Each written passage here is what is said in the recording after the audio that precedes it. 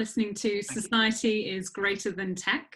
I am Natalie Burns, Strategy Director at United Us, which is a branding agency that unites people, purpose and potential.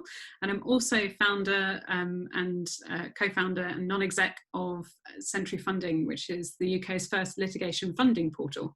But today I am your host for this podcast. And I'm pleased to introduce Professor of Science and Technology Policy at SPRU, Andy Stirling.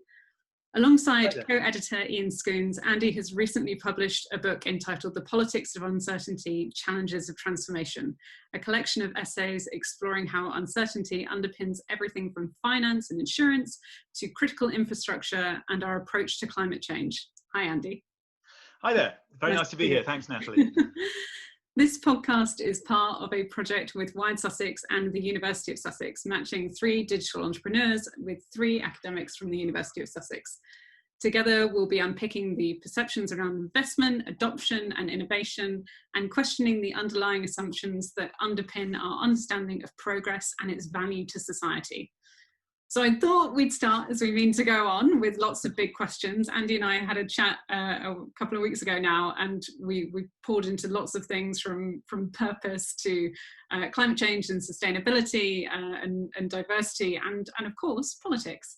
And I thought we'd start off by focusing on something that your book mentions, which is you describe this narrowing focus that managing uncertainty can actually have on the direction of innovation and what that actually means for the future that we're creating for both ourselves as technologists and as society. So I was wondering if you could tell us a little bit a bit more about that. Sure. Yeah, thanks. It's always dangerous to ask me a question like that because I get so animated. But yeah, I mean, what we've seen playing out with the pandemic about following the science is like a little microcosm of something that we get right throughout the politics of science and technology and innovation more generally. Because although science is absolutely essential, it's for me, my whole career is spent in respect of science. It's necessary, not sufficient. In other words, science does not tell us what to do. It informs us in all kinds of really important, crucial ways, but it doesn't tell us what to do. There's always room for interpretation about context, about how you how you look at the evidence, what kinds of questions you ask, what kinds of priorities and values you bring to the interpretation.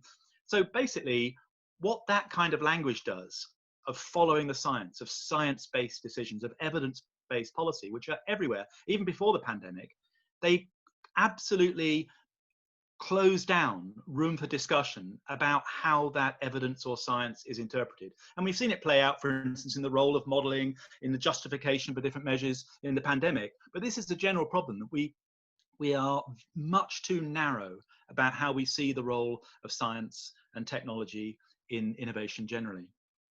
It's really interesting that you talk about it in terms of like that government language of saying, yes, we focus on evidence-based research and all of this, but actually it plays out even at a funding level when you actually get into, thinking I want to get involved in developing technologies and you try and access R&D funding pots. By that point, we've already narrowed focus and said, these are our key priorities and you can only access funding pots related to these things. Are there other ways that actually those decisions that we're making in how we're framing what is the right type of innovation are affecting our ability to innovate? Yes, absolutely they are. So the kind of picture I just painted at the beginning there was the dilemmas in science for policy, science informing policy. What you just raised, absolutely rightly, is the other way around, policy on science. So what kinds of science and research and innovation beyond that get to be prioritized by the system? It gets treated as if it's self-evident. Yeah. And yet we typically find in different areas massively more resources spent on, for instance, sort of reductionist, advanced molecular biology approaches to agriculture, for instance, rather than farming practices, more ecological system-based approaches. Now, one doesn't have to take sides in a partisan way between the two to see that there's no science-based answer to how much we should prioritize one or the other.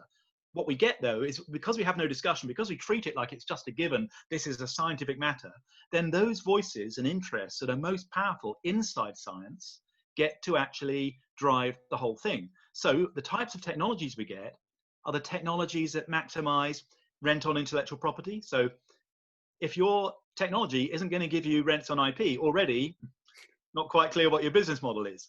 Likewise, pharmaceuticals for ailments of the rich get massive amounts of money spent on them. One of the dilemmas we see in the world now is, some of the relatively easily addressed illnesses of the poor just don't get investment in them because they don't have a business model. So you don't have to sort of demonize the system to see that it's not logical, because at the moment it tends to choose research and innovation, as you're saying, that have particular kinds of attractions to particular interests. You don't have to demonize those interests and say, let's talk about it in a bit more of a grown-up way and say, yes, you guys would favor that. That's okay. That's legitimate. But what about these other Cinderella options that aren't at the table? So for instance, grassroots innovation, or reorganizing government agencies, or behaving in different ways. These are all innovations that, because they don't offer a profit to anyone, tend to get sidelined. And that's a big thing in research funding, as you're pointing to, I think. Yeah, I actually had a really interesting conversation with one of my good friends, Dr. Cox, but not Dr. Brian Cox, Dr. Rebecca Cox, who specialises in gynecology. And she was having a look at studies that were around miscarriage, and found that there were only 2 studies around miscarriage from both the UK and the US over the past 50 years, which is quite shocking given how that it's 1 in 4 women will experience it. And yet there was, several thousand studies on erectile dysfunction or infertility in men. Yeah. And I wonder, in terms of that kind of relationship between the research that's being conducted, who is doing that research, how it's being funded, what that interest is. Are we also creating an environment where actually the needs of, as you mentioned, people who actually need the innovation to happen are just being completely missed out because it's not part of that bigger systemic conversation? Absolutely, yes. And it gets so polarized because you don't have to take sides in these discussions. You don't have to see that, well, let's just talk about science and research and innovation in political ways. I don't mean party politics. I mean just that the kind of picture you get depends on how you look at it. It depends on your values. You have to ask what interests are in play here, whether it's patriarchal interests, like you're indicating, influencing which kinds of dysfunction seem to be most scary, or corporate interests or cultural interests. They're in play. We shouldn't deny this. Science is a fantastic institution for trying to resist these things, by peer review and by treating things on the basis of evidence and argument. These are great rules of thumb about how to reduce the shaping effect of power on what comes out. So as a sort of set of values, it's great, but science never fully delivers. And if it starts pretending that it's fully externalized power, there are no patterns of power and privilege in science, then the problem is actually worse. It's part of the problem, not the solution, because these things do exist in science and we should be talking about them in grown-up ways. Yeah. I think, in terms of the example that I referenced, I think we are seeing an emergence of venture capital funds, of angel funds that are directed to minorities who are lesser represented within the tech and entrepreneurial space. So organizations that support female founders or women of color or people of color. There's definitely more institutions to enable people to access the funding that actually allows you to innovate in the first place, and without which we do create this kind of systemic barrier to people actually participating in the act of engaging with that science, engaging with innovation, and being part of the conversation. I think in our last chat, you mentioned, or you articulated really nicely that actually what we're talking about is almost like a murmuration. Can I get you to say that in your words?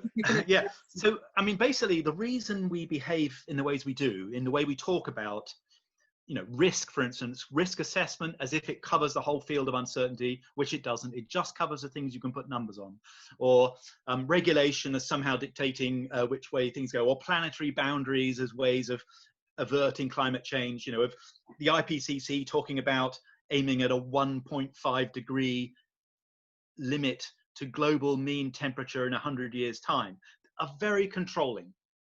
They're very eccentric, really, as it pretending that we can control the systems and we can be precise and there's no uncertainty. The reason we do that is not because the people involved think that it's actually correct. If you actually talk to the scientists involved, the experts, they'll tell you, especially in the pub, if you get them in the pub, they'll admit, yeah, we don't think there is this clear-cut picture. There's much more uncertainty. But if you want to get politicians or business leaders to pick up your agenda, you need to put on this voice of spurious confidence. And the reason that happens is because politics needs justification. If you're a politician, it's a difficult job. There's so many uncertainties. You know they're there. You may not talk about them, but you know they're there. And your main consideration is, if everything turns to worms, how do I pass the buck? How do I avoid blame? So if somebody has come to you with a story of being very prescriptive, this is what to do, here's the model on the pandemic, here's the temperature rise you have to aim for, and being very prescriptive, they take responsibility and you manage blame. So much of debates about risk are about managing blame, as if there's a sort of cockpit that's controlling things.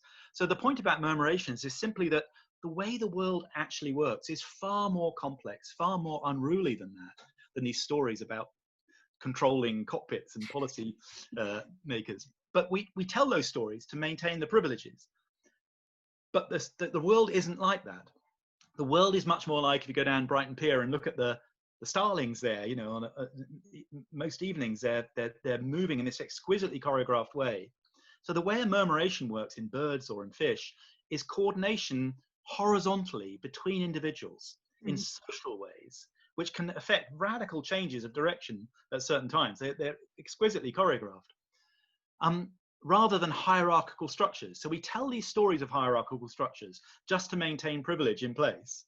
Yeah. But the world behind it is not about that. So this is as true of innovation as is of society at large. This isn't where innovations come from. This is not how the system works. But we all pretend it does because that's the polite sort of policy etiquette. So I guess, I don't know if that's what you were getting at, but that's one little rant I can go on. Yeah, no, I love that way of framing it, because the reason why we got on to talking about it last time was I was talking about the founder of Ecotricity, who was saying that in the early 90s he wanted to put up a wind turbine and actually start his green energy company, and he encountered the issue where the policy of his local area hadn't actually given him any framework with which to do that, and he had to, in order to actually put that first turbine up, he not only had to create the new funding framework that would allow him to access the resources to build it, but he also had to change the planning permission structures in order to build it. And then he is documented saying there is a bit of a ask forgiveness later approach to the way that he went about doing that. But I think that happens so often when you're trying to marry up the interests of society. You know, I want progress. I want to see, you know, a more sustainable approach to thinking about our planet. I want to see greater diversity. I want to see more socially conscious behaviours from and within business. That you have to go through that negotiation process. And I think I mentioned, you know, I've spent a lot of the past week working on contracts, and that contract is in a sense one part of that murmuration framework, that relationship between our business as a branding agency and our client's business as an insurer, and how we relate to one another. There is this structural contract that governs how we behave in relationship to one another, and there are things in there about our obligations in terms of data protection or modern slavery and the way that we engage even with our workforce. But then there's also, on top of that, there's the layer of the social contract that you have with your clients, and how you go about discussing your work with them, or the kind of work that you propose. So there's always these relationships that you can start to twist and shape and navigate in order to make that murmuration flock move in a new direction.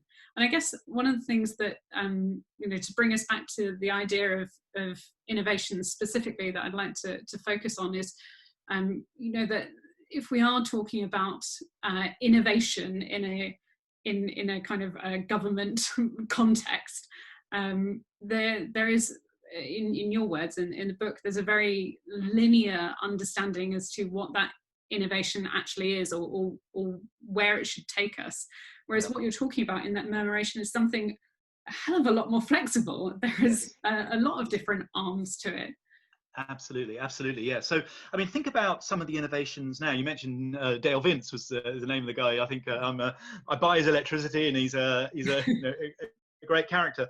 But that idea of it's easier to ask for forgiveness and permission.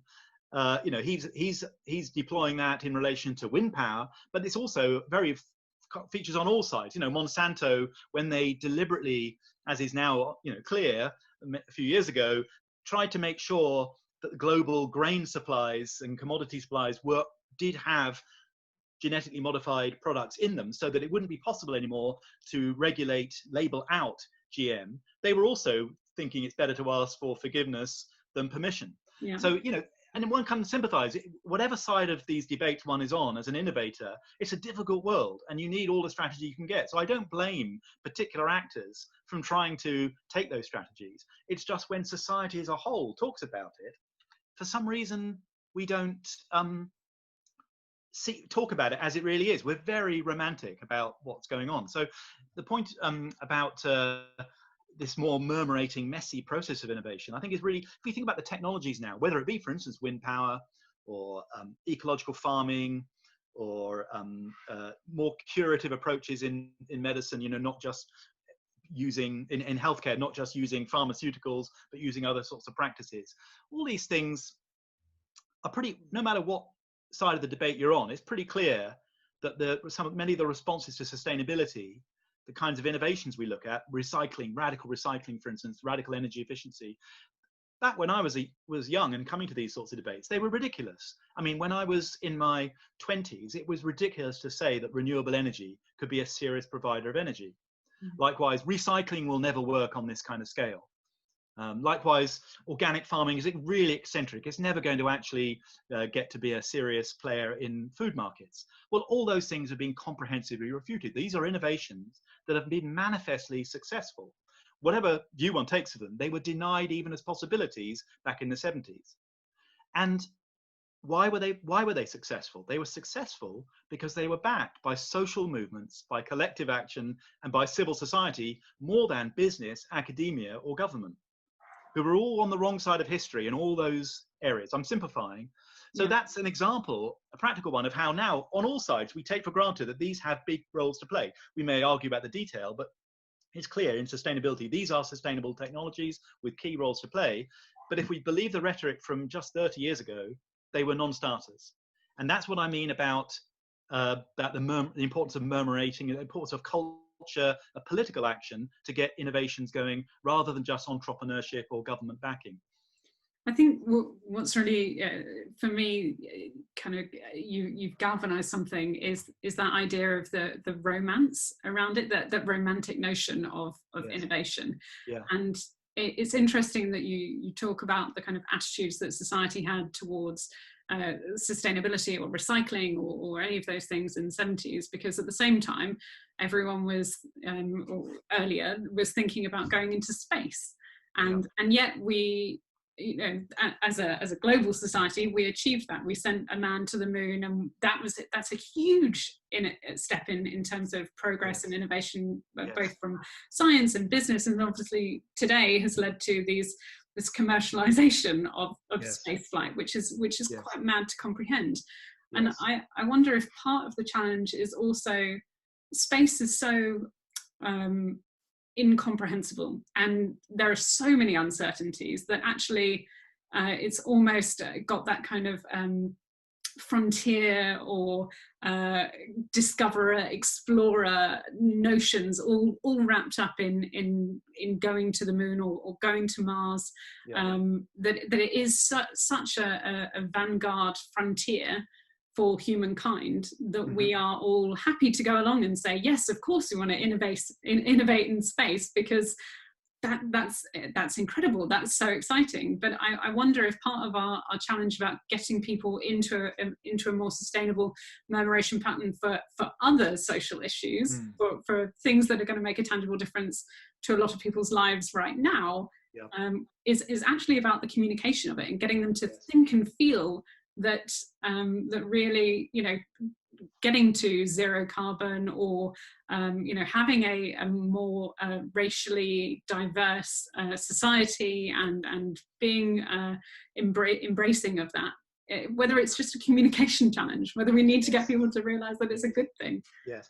Well, yeah, there's a big there's great points. There's a big communication challenge there, no doubt, but there's also a really material challenge, a deep structural entrenched set of interests. So for instance, in the example you give of spaceflight, and it's a stunning achievement to get to the moon, manned mission to the moon with 1960s technologies, utterly stunning. But actually, we tend to be very credulous. We're romantic about technology, but also very credulous about why these things happen as they did. On the face of it, this idea of inexorable progress unfolding doesn't fit with space, because there was his development of all these techniques, and then by the mid-70s, something went wrong and went off the boil, and we didn't see it anymore. Now, you cannot understand that picture. You cannot understand a picture like why it is that nuclear power, which is, no matter what side of the debate you're on, manifestly, massively more expensive than other low-carbon technologies. But why is it still backed so intensely by, for instance, the British government or the US government, Russian government, Chinese government, the nuclear weapons powers? Yeah. Why is this? You can't see this, the explanation for this, unless you see the absolutely dominating role of the military and of military interests in research and innovation. So it's an obscure feature of statistics, so you can check them out easily, that the OECD produces statistics on innovation and science, that actually the largest single area of public funding of research or innovation is military. It's about 40%. In the countries like UK and USA, it's more than half. It's massive. So if you're going to look at innovation in general, then to a first approximation, it's military. Yeah. And we don't talk about it. We could have this whole conversation without ever talking about that. And the argument that's usually made, well, it doesn't matter because we have spin-offs. So you can get non-stick pans from the, which you can. There can be all kinds of spin-offs because it's messy, because it's a murmuration process. All kinds of messy, unexpected things happen. But that would also happen if you're innovating to address poverty in inner cities. You'd also get spin-off from that. And no doubt some ingenious person could produce some military techniques out of what spun off from those insights. So the point isn't this only gives us spin-off. So going back to the point about space, sorry, rather sort of excruciatingly, that space program, we take it at face value, it was about putting people on the moon. Well, of course, there was a rivalry between the US and Soviet Union as hegemonic superpowers, but there was also massive need to get a handle on ballistic missile technology, on orbital platforms, on all the apparatus of the military involving the technologies that were used to go to the moon. As those matured and were sort of saturated out, so the impetus declined. And now we're seeing a whole new wave of interest in projection of force into space, and a whole new wave of spaceflight excitement as well. So I'm not saying it's all down to it. I'm not saying there's a conspiracy or people are deliberately deceiving people, but there's just this missing mass, this murmurating effect. Military interests are a massive influence on which way technology goes. And you can only explain things like nuclear power or spaceflight as they've panned out by really seeing that missing mass, that invisible shaping effect that otherwise doesn't really get talked about. No, it's really interesting. To be honest, I'd completely forgotten, 5 or 6 years ago, I was involved in creating a virtual reality learning management system for the MOD. And that they weren't the kind of intended first tranche client for us, but they were the ones that had the funding for us to experiment and to try, because they knew that for them it could save them loads of money if they could train up all of their engineers on how to fix tanks or to navigate the tank loading bay, rather than actually doing it in real life, which rolling in a tank into a loading bay just for training purposes would cost them £20,000 a go. So if they got people to do it in VR, great. And similarly, I'm sure many people who watch this or listen to this talk will have been familiar with the nice sandbox projection mapping. I don't know if you've seen that. It was to allow the military to do modelling of scenarios and mountain ranges and understand where they could leverage landscape for their military strategy. Right. Rather than what you could use that technology for is to look at flood mapping, to look at the impacts of climate change. And now we use projection mapping also in creative endeavours, for community engagement in public spaces and all that kind of stuff. So you're totally right that it's not always as clear cut as saying, yes, the military is the perpetrator of these innovations that have fallout for society, or that society creates innovations that can be used by the military. It is that kind of constant navigation between the two. But you're right, there is this hub of innovation that is associated with the military that we can't ignore. We shouldn't know. We should be talking about it. And if you look at the research that gets done about innovation, no one researches it because it's so inconvenient. You simply don't get funding. I mean, there are some people researching some particular aspects, but given that it's such a large fraction of overall research and innovation, but I don't want to be too sort of monolithic on this. They're all the basic point is the technologies and innovations that we get are imprinted by the interest behind them. So, for instance, I mentioned intellectual property earlier. Whether it be seed production or pharmaceuticals, if you've got a business model of intellectual property, then you'll see more technologies around that. So, for instance, the fact that reductionist ideas like the gene being responsible for all the traits, we know that to be the genes are tremendously important, but they don't solely determine the traits of seeds or organisms generally, but they do influence it. But we don't work so much in research terms on the whole systemic effects as you can't take out a patent on a system. You can take out a patent on a gene. So as a result, you can explain this very reductive, non-holistic approach to so much bioscience and innovations coming from that by that imprint of the capitalist model. And one doesn't have to be an anti-capitalist to see, okay, yeah, there's an imprint there. Likewise with the military. Poor old nuclear power arguably was completely hobbled by the fact that the designs we now use for nuclear power reactors, the light water reactors, had to produce power in a very confined space. Just the granddaddies of these reactors were submarine reactors. They had to be fitted into submarines, and that's an extraordinary achievement to put a nuclear power station inside a vessel and put it underwater. But the consequence of that, the choice of moderators, the choice of water as and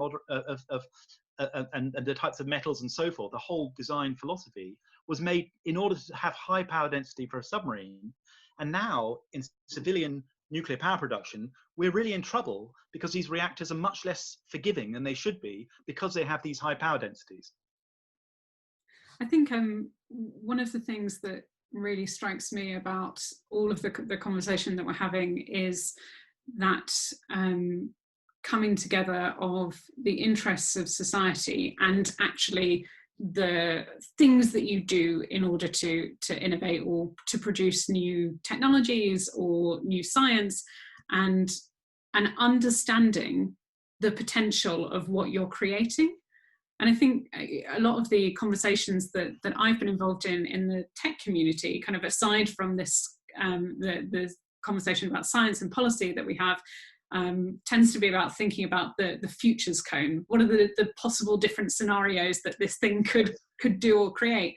And in part, there is always that commercialization of thinking in that way. It's saying, well, if we create this bit of technology, how could I leverage it to make money or to have lots of users adopt that technology, and ideally finding the way that we marry that with our personal values or interests as people, and whether that be increasing diversity or improving sustainability or whatever those interests might be. But for me, I wonder whether a lot of this comes back to actually organizations having much more of a defining purpose and thinking about their relationship with society and their relationship with the people that their products and services serve, and ingraining that into everything that they do, and not necessarily saying, well, we have to make this thing, but if we set out this is what we value, then they can use that as a more malleable guiding pathway to a better kind of innovation. Yeah. Do you think? Absolutely. I think that's really important, Natalie. Yeah. I mean, corporate responsibility, responsible innovation, there's a lot of talk about responsibility at the moment. And it's really important in the ways you've said that, don't underestimate the real influence of agency on the part of people working in companies, working in government agencies. That's absolutely crucial. But I also, it's a bit like the argument I began with about what's necessary and what's sufficient. It's absolutely necessary to encourage that kind of thing. But the idea it's sufficient is a real problem. And of course, no one's arguing, you're not arguing that, no one's arguing that. But society as a whole is treating it as if that's sufficient, because it doesn't treat the directions taken by innovation and by science generally as matters for democracy. Yeah. So in other areas of life, we don't say, well, the aristocracy is fine. In feudal times, we can have a feudal aristocracy, but we just want them to be responsible. There's an understanding that no matter how benign and humane individual feudal barons might be, that's not the solution, that they act in that way. And many did, of course. The solution is to accountability, not just responsibility, but accountability. And of course, the whole story imperfectly of democracy plays out in that way. And we have different views on the details. But what we don't talk about with science and research and innovation is democracy. Yeah. And it's only in a situation of democracy that the kinds of things you're talking about can flourish, that actually actors who are struggling to be more responsible in particular settings can actually find the space to do it, because a democratic debate is taking place around the technologies and the innovations they're working on. So I think they're not either or, they're synergistic. But at the moment, we're not short of language of responsibility in business or in innovation. We need more, but we're not short of the language. We're completely bereft of the language of democracy. Yeah. That we just, and so it ends up then, it's just, the debates get to be about deciding how to do it, where it is something decided by the machine. So yes, be responsible about how you implement this particular technology, rather than what is it we should do. Yeah. So the big questions are being left out by that kind of problem, by talking about pro-technology, anti-technology, as if there's only one technology. This is the thing I'm really kind of working on, trying to help enable in a more sort of rigorous and deeper way. I think it touches on kind of how we see brand, in the sense of it not being just your means of visual and verbal and experiential identity, but actually if you've got a really good brand, then you see it manifest in how the organization's processes work, in where it invests its funding, in how it develops its people, in its very architecture itself.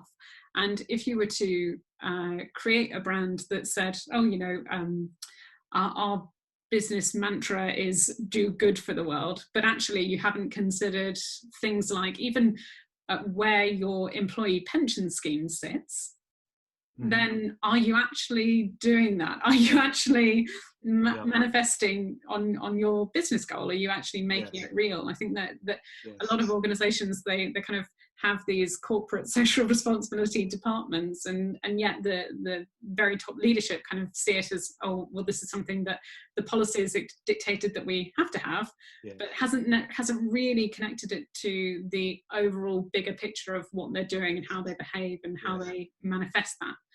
So I think that's no, you're absolutely right. So I mean, I've been really inspired actually on the occasions, and there haven't been that many actually, but as you can imagine, the kind of work I do, where you end up working with big corporations, but I have done it, and I've been really inspired on several occasions by the genuine motivation and conviction around the branding issues that you mentioned with particular firms. So I don't underestimate that, and I think it's an absolutely crucial civilizing force, even actually when it isn't fully delivering, even when people are being a bit romantic about the metrics, they're interpreting it in their own favor a lot, which everyone does on all sides of the debate. So that goes a lot behind these CSR, corporate social responsibility style instruments. Often they are painting a somewhat rosy picture, but nonetheless, they do constrain what you can claim. Yeah. There is also something that a guy called John Elster called the civilizing effect of hypocrisy. So even where these things aren't fully true, they have a civilizing effect on the debate, because people then start thinking, well, we need to try to do these things. So I don't want to in any way denigrate them. I think they're a crucial part of the mix. But if they're all that happens, if we, as is the case, especially in the UK at the moment, and the US after recent years, treat these things as being the be-all and end-all of market-based solutions to these problems, we're really in dire straits, because the bigger questions aren't answered. I mean, I've spent years looking at how metrics can give you any answer you want. Risk assessment metrics, impact metrics, without any fraud, without any lack of integrity. Just because there's so much latitude for different assumptions, you can get any metric to give you any ranking order you like. And this is a problem. We treat them as giving us a science-based picture, but they don't. And so I'm worried that we make ourselves vulnerable if that's all we have. We also need these democratic institutions to hold these branding institutions to account. And increasingly, we're losing those democratic institutions around science and innovation. Just to, as a question maybe to start to wrap us up, I'm interested in where we currently find ourselves. So there are a whole host of organisations who are talking about, from the very smallest startup to the large multinational organisations, who are all talking about the fact that we are at quite an intense period of uncertainty, and there are lots of businesses who are suffering as a consequence of that. But much like other economic recessions, we are also likely to see people who find ways to exploit that and to create new opportunities and new innovations at this moment in time. And I'm curious, are you aware of other periods in our history where we've seen, huge economic shifts and this big facing of uncertainty, and you've seen great things come out in terms of innovations and its impact to society? Yes. Yeah. That's a great question. I can't claim to be able to bottom that one out because it's a very big question. But I would say that as to us living in a time of greater uncertainty, we're certainly living in a time with pandemic of a realization that we are uncertain. So it's interesting, the word uncertainty. We can use it as a subjective or as an objective word. Is it describing us and our state of knowledge, or is it studying the world and how it's impinging on us? So if uncertainty is a state, we're certainly aware now of our uncertainty. But I would say these uncertainties have always been there. It's not that the world has become more uncertain. It's that the consequences of that perennial uncertainty have come and bit us in the bum, as it were, with this. It's happened before. There was BSE, which was supposed to be in a much more minor level, but, impossible and declared to be so. There was chlorofluorocarbons and the destruction of the stratospheric ozone layer, something that was completely thought to be impossible until it was discovered empirically. So although actually Nobel Prizes have been awarded for looking at the potentiality, no one took it seriously. So we were surprised. So the world is actually much more uncertain. We're much more subject to unknown unknowns than we talk about. We have to keep ourselves in this little romantic huddle, go team, we know what's going on. And I don't decry that, because actually it's part of what makes society work. But at some level, we should be able to pull ourselves out of that. We might spend most of our time in that mode, but we should have institutions and discourses which should be part of democracy, where we step out of that and saying, hang on a minute, we have a self-deluding propensity to convince ourselves that these uncertainties don't exist. And now and again, they come and shock us, as the pandemic has done, which people have known has been possible for decades. And here it comes. So I think, yes, these moments are opportunities because they force greater humility. They make us see that we've deluded ourselves, that powerful interests work to constantly narrow down the picture of the world and make us think there's just a one-track road ahead of progress. And there isn't. There's multiple, rather scarily open choices in front of us. We could go all sorts of different directions, which we don't normally see until we're forced to by a crisis like this. So it is an opportunity, but not because the world is periodically sometimes inconveniently uncertain, but because it's always radically uncertain, and sometimes we get to actually talk about it. So that's the opportunity, I think, at the moment. I think that was a really beautiful answer. And in my head, I think it can be very difficult when you are stuck in one room, maybe it's in your house or your office, and not navigating around the world as much as we used to think about the fact that there is so much more space in our lives, because we have retracted from those systems that we had previously taken for granted. You know, whether it's lots of people going on the daily commute, or people going into shopping centres, and actually by retracting from there, we're able to take a step back and look at those spaces in a completely different light. And I think there's been a lot of publications recently that are looking at town centre regeneration and retail regeneration, what the future of retail is, and also being able to come away from the rail track. I know that, at least by me in Sussex, has enabled Network Rail to actually do a whole load of new fixes and innovations to their actual infrastructure. And there are these kind of very real opportunities that are created just by us all taking that step back. But you're right, I think there's something for us all to do on a more regular basis when throughout our lives, is to try and take that step back mentally, so that we can see those invisible tensions, those invisible infrastructures that are at play, and have a look at what we could be doing to make them better. Absolutely, yes, and step back from these storylines that we're forced into by the way power works and the way science and technology work, telling us stories of control, reassuring that keep everything as they are, the status quo is dealing with it, everything's under control. And stepping back, seeing that is a bit scary, but seeing actually also, as with the pandemic, how mutualism, ways of being, caring for each other in ways that are not just about calculating things, but being precautionary and caring about things, engaging with each other horizontally, not vertically. These are very important things to realize, which we can harness, I think, for times when they're equally necessary, but we don't actually get to see them because the story is so tightly told. I think that's such a beautiful note to end on. It really emphasizes your point of going from this kind of cautious control to creative care, and I love that. And it would be great if more people who are engaging with this podcast or with our roundtable can bring that practice into their daily lives. So I think that's a very good point for us to end. So thank you so much, Andy. I absolutely love talking with you about this, and could probably go on talking about it forever. No, likewise. Thanks. So I look forward to talking with more people in the WiredSussex community as well, and beyond, in University of Sussex and further, to talk a little bit more about society and its implications on technology and vice versa. So look forward to the roundtable on the 4th. Likewise, I really look forward to the onward discussions. Thanks very much for the opportunity.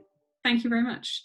Cheers. As a wrap up, this podcast is part of a joint University of Sussex and WiredSussex project that was made possible thanks to funding from the Economic and Social Research Council, the ESRC. So thank you very much to them as well.